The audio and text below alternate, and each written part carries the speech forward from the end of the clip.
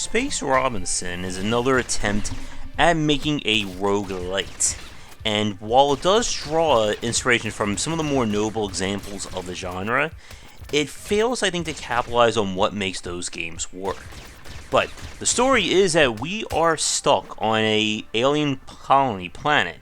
All the people have disappeared, and it's up to us to figure things out by killing everything that gets in our way. The basic gameplay loop, as you can see, is action shooter, with major influences from Nuclear Throne, especially in terms of how melee works, and the variety of ammo that you can't see behind my picture in the bottom left. And our objective is to survive long enough for the teleporter to activate, that you just saw up there, and then go through to the next area. At this moment in time, the game consists of 3 biomes of 3 levels each, and then the final boss. Now, the one unique thing that the game does in terms of the general gameplay is there is a day-night cycle. When nighttime comes, a different kind of enemy spawns, and your vision gets severely reduced. And you'll have to survive long enough for daylight to come, or you can try and move on, but then it will still be night in the next area. Not exactly a huge deal, but it is a kind of a different touch on things. Now, one area that the game does try to go the long way for long distance is in the form of its persistent elements. At your home base, you're able to apply credits, or the purple crystals that you pick up, to powering it up to then turn on these machines. And each machine provides you with a unique passive or benefit that will help you in the subsequent levels, such as unlocking a beginning first aid kit, as you saw right there, improving, I think, weapon damage, and other features. The twist of the game is that to unlock them, you need to perform specific tasks in the game that will then drop those goods. And this is essentially Space Robinson's long-form progression, because it's not only entirely random that you're going to get these drops, but you must also still perform the necessary conditions on that run. And this is going to take some time to do, because the game itself is definitely on the harder side, even though there is a quote-unquote easy mode to it. Now, with that said, Space Robinson does have a good foundation to it, but there are some big issues in terms of pacing and difficulty curve.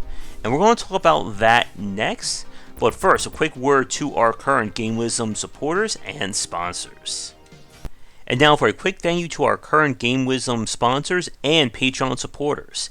And if you'd like to continue the discussion on game design, be sure to check out our Discord channel, linked down below.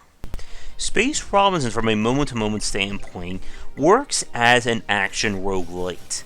But as you play further into it, there are some major issues in terms of difficulty and pacing. On the difficulty standpoint, the curve grows sharply in the second biome. You'll start running into enemies who all have death explosions, and they'll create bullets. The game also introduces an enemy type that is literally invisible, but can still hit you with its hurt box, even though you can't see it coming. And that is definitely not what you want in a game where death comes very quickly, and then you're back at the start. Now, with that said, if you're able to get past that kind of difficulty curve, the game's pacing doesn't really feel right. As with other roguelites, you're going to get bonus perks or items in each level, and as with those games, they can essentially break a run. But because of the overall difficulty of the game to begin with, they almost feel like a necessity for having any way of, or any chance of winning. On my winning run, I had invulnerability on dash, plus lifesteal chance on melee hit, and some of the best weapons I could get, and even the final quote-unquote boss couldn't touch me there. Now, as we've said, the game's progression is definitely aimed as a long form or long term, and unfortunately, it fails, I think, to keep you motivated in the same way as titles like Dead Cells, Binding of Isaac, and the like. In those games, upgrades, no matter how big or small, come very quickly. Space Robinson goes so long without having meaningful upgrades that it kind of loses the value. And even with that said, we didn't get to see just how much of an impact they had on winning. When I did beat the game, I didn't even need to use anything that we unlocked, even though I only unlocked one thing. And I think it would have been better to either have more upgrades or just kind of make that kind of progression curve a little bit less or a little shorter. From a level design standpoint, the game runs into the same issue that I had with Nuclear Throne, that the biomes themselves just aren't interesting enough to support this kind of repeated gameplay loop. They all appear to be very loosely handmade. Again, it's a very wide environment, so it's kind of hard to tell. The only things that are different are what rewards you get, as well as where the enemies are. But again, that's not really enough to make each run feel varied. And the variance is lacking, at least in the version of Space Robinson that we played on stream. I don't know if the developer has any intention on updating or adding in more content.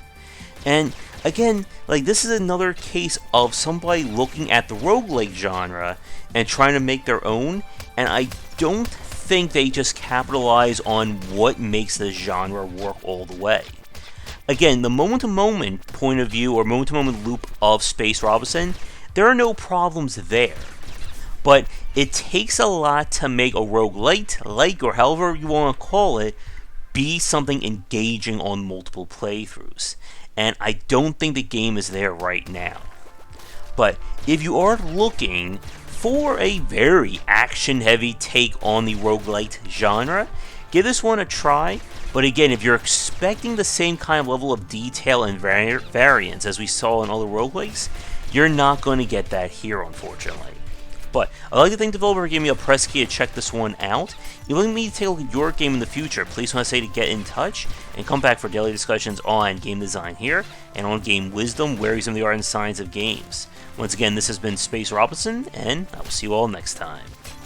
If you're looking for more wisdom about game design, be sure to check out my latest offering of books, 20 Essential Games to Study, aimed for first-time developers and students looking for some inspiration for their upcoming games, and Game Design Deep Dive Platformers if you're interested in anything regarding 2D and 3D platforming design. They're both available in print, digital, and wherever books are being sold. Thanks for watching the video. If you enjoyed things, be sure to do all the liking and subscribing that the kids are doing these days. Check out our Discord channel linked down below where we hang out and chat game design, and come back later tonight for our regular streamings. But that's it, and tune in for more great content here and on Game Wisdom, where we examine the art and science of games.